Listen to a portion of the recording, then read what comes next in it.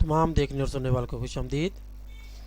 इस ट्यूटोरियल में हम एक फ़ोटो इफेक्ट पर काम करेंगे और देखेंगे कि हम किसी शख्स के चेहरे से किस तरह से दाढ़ी या मूंछों का हिस्सा इरेज कर सकते हैं। इसका जो तरीक़ाकार है मूंछें या दाढ़ी इरेज करने का, वो हम इस ट्यूटोरियल में वो देखेंगे, जो कि हम जो आसान भी हो और जिससे हम कुछ रिज़ल्ट भी बेहतर तौर पर हासिल कर सकें। इसके लिए हम वो इमेज ओपन करेंगे जिस पर हमें काम करना है। ये एक इमेज इंटरनेट से डाउनलोड किया गया है। डबल क्लिक किया, ये इसका एक्चुअल पिक्सल साइज़, इस लेयर पैलेट को ओपन किया और इसकी हम करते हैं कॉपी लेयर की, लेयर डुप्लीकेट लेयर, और इसको हमने ओके किया ताकि हमारा जो ओरिजिनल इमेज है वो उसका बैकअप रहे। इसमें हमें ओरिजिनल लेयर पर जो हमारा मेन इमेज होता है उसी पर काम करना होता है, लिहाजा हम बैकअप के तौर पर ओरिजिनल लेयर की कॉपी रखते हैं ताकि अगर ये हमारा काम सही ना हो तो हम दोबारा से नए सिरे से कॉपी करके उस पर काम शुरू कर सकें। नीचे वाले लेयर को ऑफ कर देते हैं, उसकी कॉपी को सिलेक्ट किया और इसमें हमें क्या करना है कि जी ये हमारे पास है patch tool, healing brush tool और पैच टूल। इसमें हम क्या करते हैं कि इसको जूम इन कर लेते हैं और जूम आउट किया, आल्ट जूम टूल क्लिक, और इसमें हमने ये करना है कि पैच टूल को सिलेक्ट किया और इसके जो हम पैचेस हैं जो हमने कॉपी करने हैं उसको हम पहले सिलेक्ट करेंगे। छोड़ा तो वो खुद ही क्लोज हो गया और ये हमने उसको एरिया देना है जहाँ से वो पिक्सल कॉपी करे। ये वहाँ से पिक्सल उसने कॉपी की और साथ उनको इसके साथ मिक्स भी कर दिया। यानी कि स्टेम टूल में हमें ये मसला होता था कि हम जो काम करते थे वो सेम वहाँ से कॉपी करके यहाँ पर पेस्ट हो जाता था, लेकिन इससे वो कलर जो है उसका वहाँ के एरिया का और यहाँ के एरिया का वो मिक्स करके लाइट का अफेक्ट उस पर, तो फिर हमें वो नए शेड्स हमारे सामने ले आता है ये टूल। लिहाजा ये यहाँ पर हम यही यूज़ करेंगे। इस तरह से हम यहाँ से भी कर लेते हैं, इसी तरह से हम दाढ़ी का हिस्सा भी करेंगे। मैं आपको यहाँ पर बता देता हूँ कुछ ना कुछ उसका भी, और उसका जो ज़्यादा बेहतर रिज़ल्ट है वो आपने प्रैक्टिस से खुद उसको कोशिश करनी है कि बेहतर से बेहतर उसको हल कर सकें। और इसको हम यहाँ से इसी तरह ड्रैग किया और सेलेक्ट छोड़ा तो वो ऑटो क्लोज हो गया, और यहाँ से हम वो एरिया देंगे जहाँ से हमें उसके कलर चाहिए। और इसी तरह से करते हम सारा ये एरिया जो है दूसरी जगह से इसके जो पिक्सल्स हैं वो हम कॉपी करके इस पर एक तरह से पेस्ट करते जाएंगे। जी ये हमारा जो काम था ऊपर वाले पोर्शन का, ये तकरीबन ये ख़त्म हो गया मेरे ख्याल से ये। और इसी तरह से इसको आप जूम करके तो ये सारा काम ये यहाँ से स्टेप बैकवर्ड किया क्योंकि यहाँ पर हमें थोड़ा शेड भी चाहिए। स्टेप बैकवर्ड, इसको थोड़ा सा हम सेलेक्ट करके यहीं से उसको हासिल कर लेते हैं। और इस तरह जी ये वाला एरिया भी कर लेते हैं। और जी इतना जो यहाँ पर शेड हमें थोड़ा ब्लैक चाहिए, लिहाजा इसको इतना ज़्यादा ब्राइट एरिया में नहीं लेके जाना, इधर करीब करीब रखना है जिससे लगे कि ये ओरिजिनल पिक्चर इसी तरह से है। इसको जूम आउट करके देखते हैं। जी मेरे ख्याल से ये ठीक हो गया। अब इस पर हमें इसी तरह से हम ये दाढ़ी वाले एरिया पर भी काम करते हैं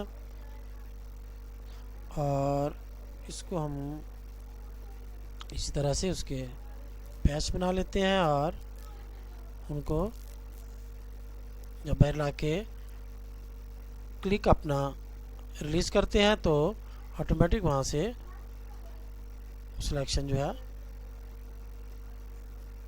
पिक्सल सेलेक्ट करके तो उनको इस नए एरिया में इस एरिया में पेस्ट कर देता है। इसी तरह से आपने जूम इन करके आराम आराम से तसल्ली से काम करना है जिसका कि रिज़ल्ट आपको ज़्यादा अच्छा लगे। मैं इस तरह इसलिए जल्दी जल्दी कर रहा हूँ क्योंकि रिकॉर्डिंग हो रही है और इसमें वैसे भी कंप्यूटर की स्पीड थोड़ी स्लो हो जाती है, और चूँकि मेन मकसद आपको उसका सलूशन बताना है, इसलिए मैं आपको उसका आइडिया दे रहा हूँ कि किस तरह से आपने इस टूल से ड्रैग किया, ये इसको माउस से वहाँ ले गया और छोड़ दिया। और इस तरह से हमने ये सारा जो एरिया है इसका कवर करना है।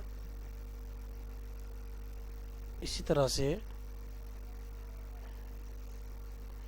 बाकी हिस्से को भी कर लेते हैं।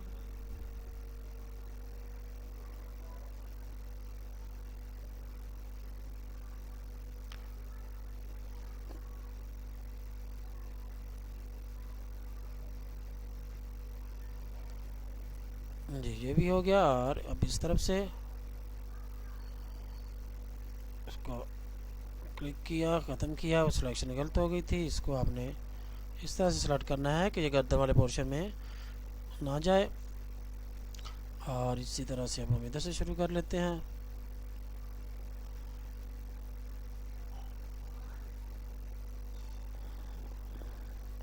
इसको अनडू किया, उसकी मूवमेंट दोबारा से सिलेक्ट हो गई थी।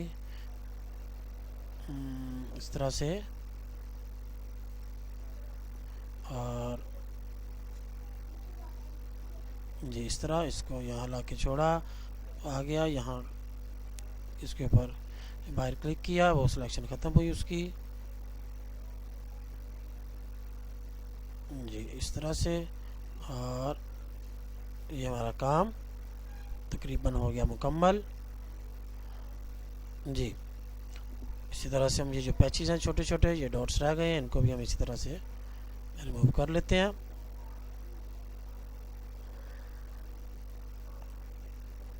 इस पर किया डबल क्लिक, जूम आउट, और ये देखें कि हमारा जो काम था वो मुकम्मल हो गया। लेकिन अब देखें कि इसकी जो स्किन है वो यहाँ ठीक नज़र नहीं आ रही, तो उसकी शेडिंग हम किस तरह से ठीक करते हैं। इसी में मौजूद लेफ़्ट क्लिक प्रेस रखें तो हीलिंग ब्रश टूल, उसको सेलेक्ट किया। और अब हमने क्या करना है कि इसको हम लेफ़्ट क्लिक से हम स्टम्प टूल की तरह कोई एरिया सेलेक्ट करेंगे जहाँ से हमें मज़ीद इसके ऊपर पिक्सल्स का इफेक्ट लाना है, वो लाइट वहाँ से लानी है। तो इस तरह से हम उसको करते जाएंगे, और ये देखें कि वो मज़ीद उसको मिक्सिंग उसकी कलर्स की कर देगा। यहाँ पर हमारा जो टूल है,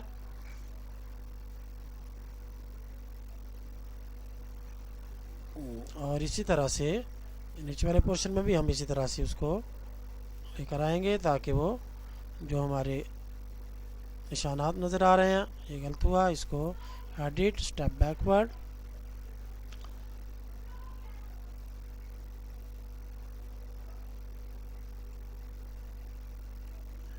इस तरह से हम इस पर आहिस्ता आहिस्ता काम करते जाएंगे ताकि हमारा जो मतलूबा रिज़ल्ट है वो हमारे सामने आ जाए।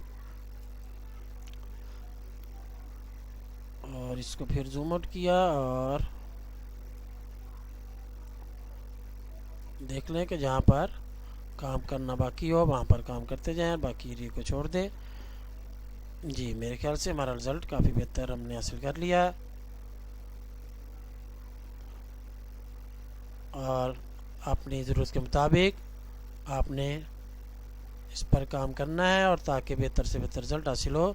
इसका जो तरीक़ाकार था मेन मैंने आपको बता दिया है। इसकी फरमाइशें भी मुझे चंद लोगों ने की थी, और मैंने उनसे कहा था कि मैं इस नेक्स्ट सीडी में इसका ट्यूटोरियल बना रहा हूँ, और इसलिए ये आज मैंने इसको तैयार किया। और ये जो सीडी नंबर 2 है मेरी तरफ से, इसमें आपको ये मिल जाएगा इंशाल्लाह ताला जब ये रिलीज़ होगी।